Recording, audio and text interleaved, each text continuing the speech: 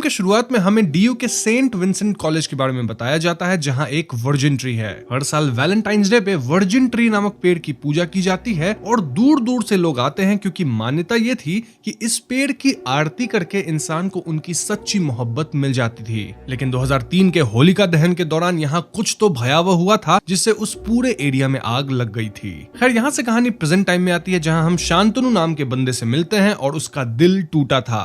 वो जिस लड़की से प्यार करता था, वो लड़की तो वैलेंटाइंस डे के एक दिन पहले ही किसी और लड़के की बाइक पे उसके साथ चल दी, क्योंकि वो उसको आईफोन गिफ्ट किया। इस बात से शांतनु काफी उदास होता है और वो वर्जिन ट्री के पास जाके चिल्लाने लगता है कि कोई मेरी सच्ची मोहब्बत वापस लाओ। शांतनु यहाँ ट्री की वाइन्स में लिपट कर गलत करने की भी कोशिश करता है, लेकिन हम व्यूअर्स यहाँ एक भूतिया आकृति को पेड़ के पीछे उभरते हुए देखते हैं और यही भूतिया आकृति शांतनु को बचाती भी है। मीनवाइल शांतनु के फ्रेंड्स, जो कि उसके रूममेट्स भी थे, उनका नाम है साहिल और नासिर, और उन्हें शांतनु की आवाज सुनाई देती है और ये दोनों शांतनु को कमरे में उठा के ले जाते हैं। इसी दौरान हम समझ पाते हैं कि ट्री वाली भूतनी भी अब शांतनु के पीछे लग गई थी। अब अगले दिन शांतनु काफी उदास था, लेकिन वैलेंटाइंस डे होने के कारण कॉलेज में सभी खुश थे। क्यों? क्योंकि आज वर्जिन ट्री की पूजा होगी और फिर सब वर्जिन ट्री पे उस लड़की या लड़की की फोटो डालेंगे जो उन्हें चाहिए ऐ सच्चा प्यार। वैसे कॉलेज में एक ऐसा ग्रुप भी था जो कि वर्जिन ट्री की पूजा का बॉयकॉट करना चाहता था। उनके हिसाब से वैलेंटाइंस डे के दिन ही वर्जिन ट्री की भूतनी जागती है, जिसके बाद कोई तो लड़का पहले गलत करने की कोशिश करता है एंड देन होलिका दहन आते आते वही लड़का समाप्त होता है। ऐसा 3 बार हो चुका है, 2004 में, 2009 में और 2014 में, जहां विक्टिम्स थे रघु,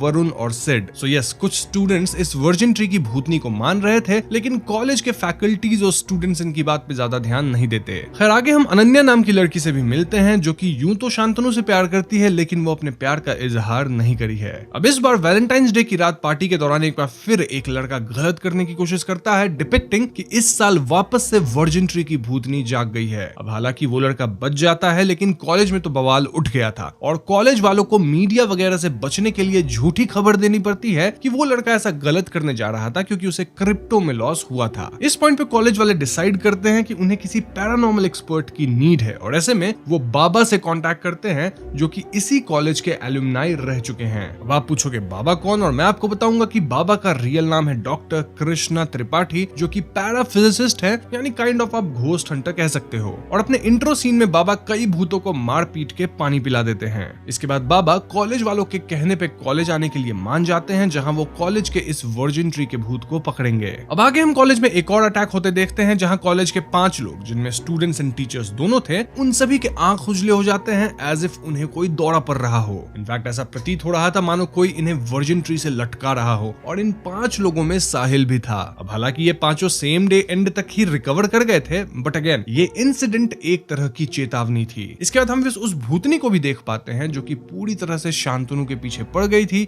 डिपिक्टिंग कि अब शांतनु फंसने वाला है। वहीं बाबा अब तक कॉलेज आ गए थे और वो कॉलेज में कई लाइट्स एंड इक्विपमेंट्स वगैरह लगाते हैं। वो कॉलेज के प्रोफेसर्स को समझाते हैं कि हमारी दुनिया में कई भूत हैं, लेकिन इन जनरल इन भूतों को 2 प्रकार में बांटा जा सकता है। अगर इक्विपमेंट्स में ग्रीन लाइट्स आई, यानी ये भूत अच्छे भूत हैं और उनसे डरने की कोई जरूरत नहीं है, लेकिन अगर रेड लाइट आती है तो वो भूत खतरनाक है, and that is the time to inform Baba about it. खैर, आगे की सीन्स में शांतनु एक लड़की से टकरा जाता है और ये खूबसूरत लड़की होती है जिसका नाम था मोहब्बत। शांतनु और मोहब्बत पहली ही नजर में एक दूसरे को काइंड ऑफ पसंद करने लग गए थे, ऑल्दो हम व्यूअर्स तुरंत समझ जाते हैं कि मोहब्बत ही भूतनी है। कैसे? वेल, मोहब्बत शांत